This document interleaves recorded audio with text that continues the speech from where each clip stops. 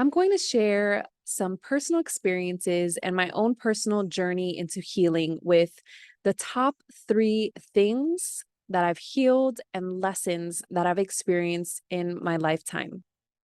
I often tell my clients, I remind them that healing happens in layers. So when we overcome one layer of healing at a later part of our experience, of our journey, that lesson might come up and it might come through in order to be revisited in a new and a profound way from a light of healing. And it just started raining in the background. So, just in case you hear some of that beautiful cleansing nature as we talk about healing during this process, I'm going to start with the mother wound. The mother wound was one of my deepest, most profound things that I've healed and I've learned from. My mother and I had a tumultuous relationship, that's being very kind, growing up. And when we can view not only our mothers, but our parents from a place of objectivity and taking in their true essence, their true nature, looking at them as people rather than the attachment of them being our parent, we can view them with a much more deeper lens of compassion. My mother was a immigrant. She came to this country with nothing in her pocket and a dream and a vision to really create wealth for herself, to build a life for her children and her family. It really was the story of, you know, the immigrant who came to this country to make it, that American dream foundation. So me being first generation American, I didn't understand a lot of not only how she was raised in the Philippines and the things that she had to experience in terms of survival and scarcity and necessity and safety. So that caused a lot of clash between us. She was a very strict, very restrictive, very protective. I couldn't do a lot of things. I struggled with identity and belonging. There were so many compounded wounds through this motherhood wound that I experienced that dove into the depths of worthiness, emotional reciprocity, validation that I really carried over into all of my relationships, even into my work habits, the way that I showed up, the way I viewed women in authority. So many different, parts of my life were controlled by this deeply embedded mother wounds. Once I started unpacking and learning where those behaviors and identifying really where they were coming from and my relationship to this wound and also to my mother, I was able to not only view her with love and compassion, but also such admiration, such new levels of respect and love. And now, someone who I would have said was my arch nemesis as a teenager is truly one of my best friends.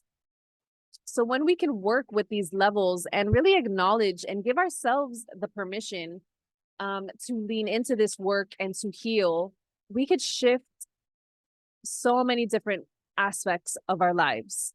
The second thing I'm going to share with you that was really profound on my journey of personal healing was my relationship to the divine feminine.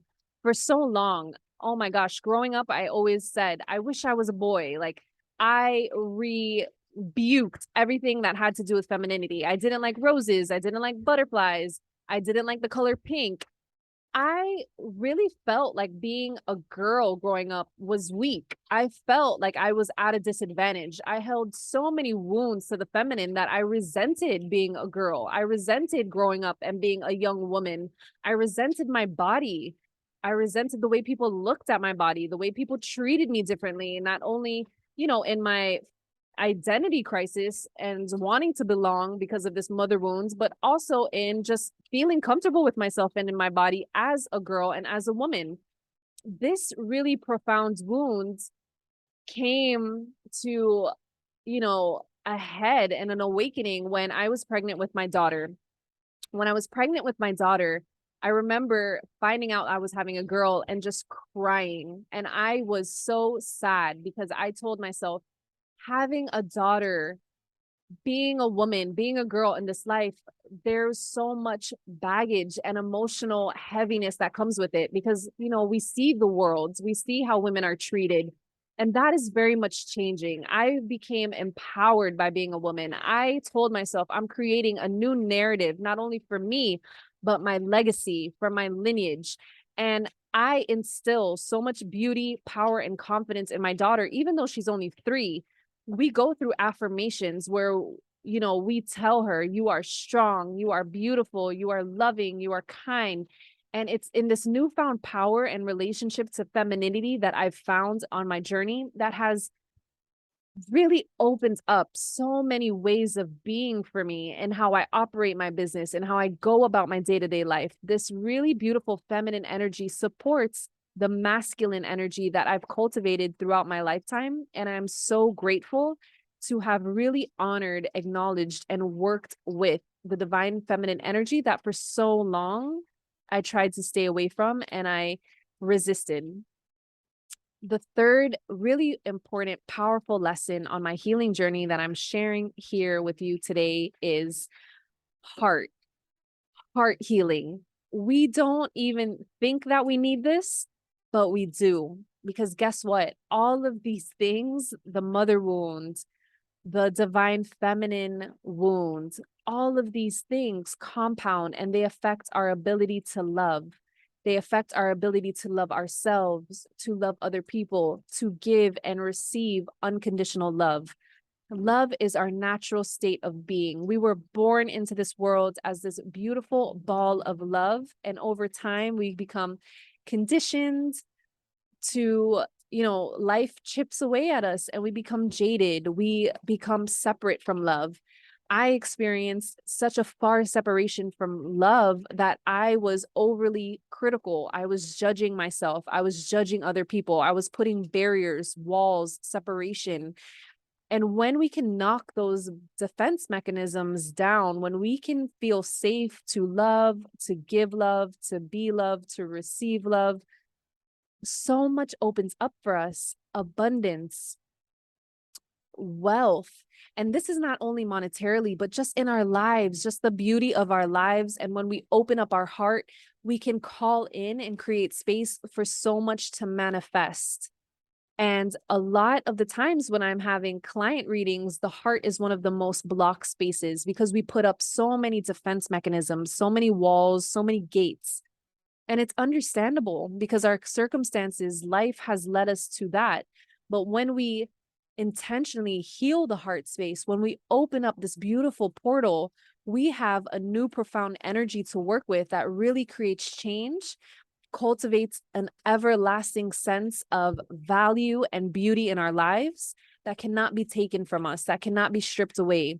When we are healed in our heart space, we are one with everything. We return to that natural love state, that unity consciousness that flows through our veins, and life becomes more easeful and harmonious. So the message that I'm really leaving here with you today is, how can you lean into the things that you were resisting, the blocks, maybe some of these shadows that you are really not wanting to look at and get in touch with, but affect so many different aspects of your life that you might not even be consciously aware of. Feelings of guilt, shame, worthiness, value, all of these things are so deeply embedded into the mother wound, into divine feminine resistance of resisting that energy, especially if we're in heavily masculine jobs, if we're in the corporate structure and we take on all of that masculine patriarchal energy, we tend to absorb that and resist our feminine nature of trust, surrender, and flow. So how can you look at some of the patterns, some of the beliefs in your life and start really chipping at those and becoming the observer to them and finding ways to really heal and receive that support?